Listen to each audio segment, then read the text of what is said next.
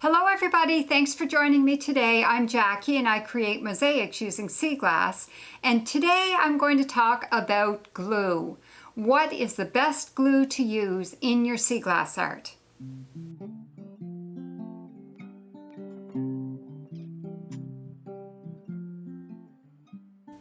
So on my YouTube channel, Sea Glass Art by Jackie, my most frequently watched video is what to use for glue. And today what I'm going to do is give you a bit of an update on that, plus I'm going to answer some of the questions that I get, because I still get so many questions on what to use for glue. So first of all, today I'm going to do a quick review of my previous video, what to use for glue. And if you want to watch that video in its entirety, just click on the icon above and you can go to that video and watch it start to finish. And then the second thing I'm going to do is answer 10 frequently asked questions that I still get about what to use for glue. So the first thing that I say when people ask me what do you use for glue is do not use glue. I have tried hot glue gun. I'm sure you've tried hot glue gun before. I've used this Well Bond, which dries clear. This is a glue product. I've used epoxy, which is, you mix the two bits together. I've used E6000.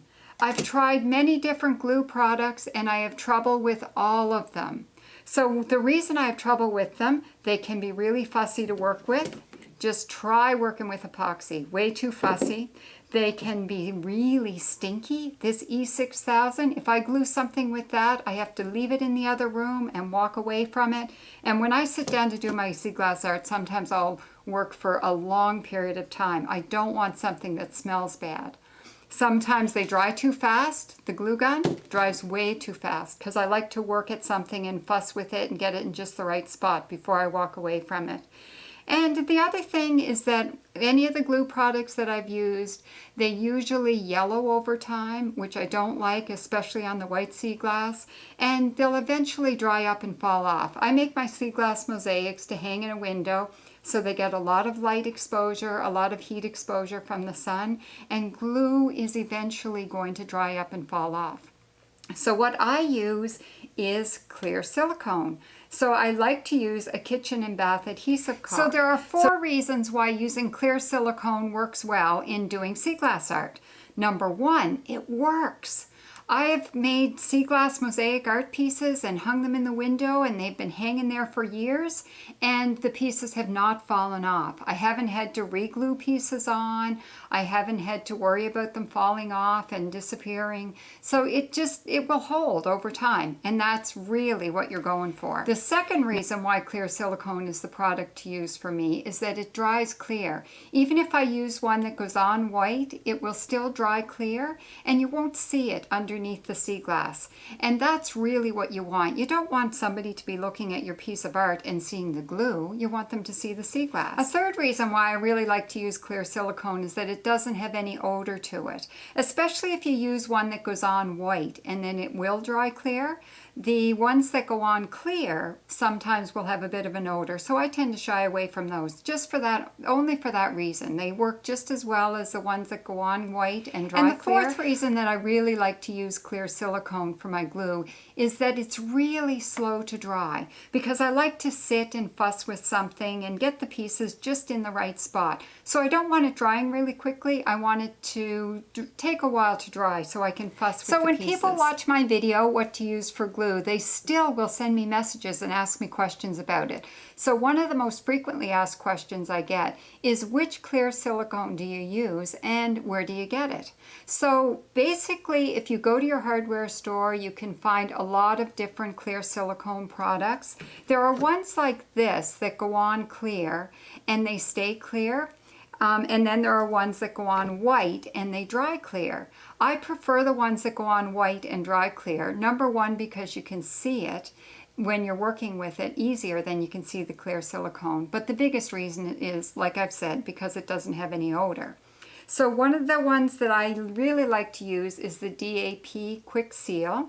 And this is the one I use quite a bit because I can get it at my local hardware store. But another one that I've found is the Red Devil. And I get this one on Amazon. And if you click down below, there's a link where you can order that from Amazon.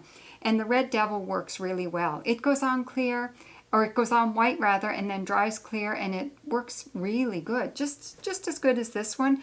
Basically, any clear silicone that you get is going to work just as well as any other one. So it's whatever you can find. I do prefer to work with products that are about this size just because they're easy to work with. So a second question that I get is, how much silicone do you put on each sea glass piece? Well, I'm going to show you. So the amount of glue that I use on each piece is going to depend on the size of the piece. So this piece here, it's kind of a medium-sized piece, so I'm just going to put about as much glue as I need to hold it without having too much that's going to squish out around the edges. So if you look, that's about the amount that I would use on there. And then what happens when you get ones that are a little smaller, you just need a little bit. Whoops. So the amount that you use depends on the size of the sea glass piece. I like to use these little tweezers too. It helps me poke around at the pieces. If you want to order some of those on Amazon too, there's a link in the comments section below, or sorry, the description of my video. So as you see here, a little bit bigger piece, a little bit more silicone. Some of these smaller pieces here, you're only going to put a little bit of silicone on. So a third question that I often get about my sea glass art is whether or not I lay out an entire piece before I glue it. And I don't. I do tend to glue as I go. As you can see in this little section that I'm doing here, I did lay out a few of the pieces. So I got them laid out and then I started to glue them on, but I wouldn't lay out any more than that before starting to glue. A fourth question that I often get is, how do I prevent bubbles or glue marks with my silicone? And what I do is I have like a wooden skewer like this, a barbecue skewer, or I have tiny little toothpicks, and I use these to scrape away any silicone that seeps out from behind the sea glass piece, and then I just wipe it off with a Kleenex. So that ends up keeping my sea glass piece looking fairly neat. These barbecue skewers are great too for poking at the pieces and getting them all lined up just right. This is why I like clear silicone, because it takes so long to dry that I've got lots of time to fuss with the pieces. And then I find the tiny little toothpicks are really good for getting at any spots where it's really hard to get at. So a fifth question that I've gotten before is, what happens if you have a hard time squeezing the silicone out of the tube? If you do, it's probably because your hole at the top is too small.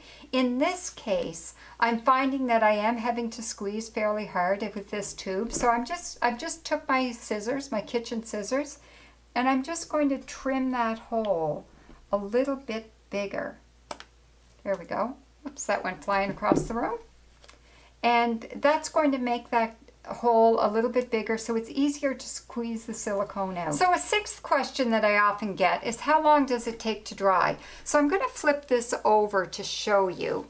If you look at the pieces that I just glued on, the silicone is still really white. It hasn't dried yet. But if you look at this section that I finished the other day, all of that silicone has dried clear. There are still a few pieces where I've used quite a bit of silicone on the bigger pieces of sea glass, where you can still see a tiny bit of white, and that is going to eventually dry clear. Give it a week, maybe two. So, question number 7. After I've glued the sea glass pieces on, do I use anything like a resin or a grout on top of my piece? And I don't, for a couple of reasons. Number one, I really don't like the smell of a lot of the grout and the resin products. But the most important reason is that I really don't want to cover up any more of the sea glass piece than I have to. If you want to hear more about my ideas on resin and grout, click on the icon above and you can watch my video on that. So, question number 8. Do I ever use silicone to glue sea glass to things other than glass? And I have.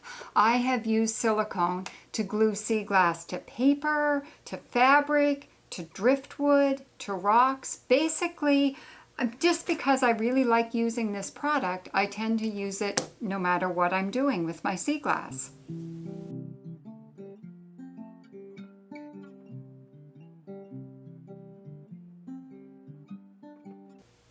So question number 9, I've been asked if I ever use silicone to glue things other than sea glass in my mosaic art pieces. And I have. I've used silicone to glue driftwood in, to glue rocks, to glue shells, and it works just as well on those things as it does on sea glass, because I like to include a lot of things from the beach in my sea glass mosaic art.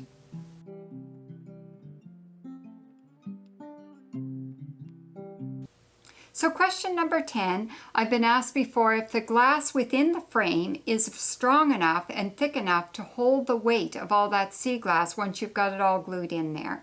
And I have found that it really is strong enough.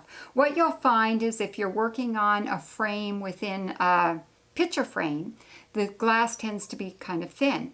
If you're working on a frame within an old window like this, your glass is quite a bit thicker. So the bigger it is, the more weight of sea glass there's going to be, so you will need the thicker glass. So in a case like this, I have this great big frame here, and this is a picture frame. And it's fairly large, and with something like that, if I get a large picture frame like that, I'm not going to use the picture frame glass. I'm going to have to replace that with a thicker glass. So I'll get a piece of glass cut before I use that one in a piece of sea glass art. But you will find that your glass is going to be strong enough to hold the weight of all that sea glass. So thanks very much for joining me today. I hope you found this really helpful. And if you have any other questions or comments, be sure to post them in the comment section below and I'll get back to you about them. And be sure to subscribe to my channel, and you'll see some other videos that will show you some of my sea glass art, and I'll address a number of different techniques that I use in my sea glass art that I hope you will find helpful as well. And in the meantime, until next time, happy sea glass hunting!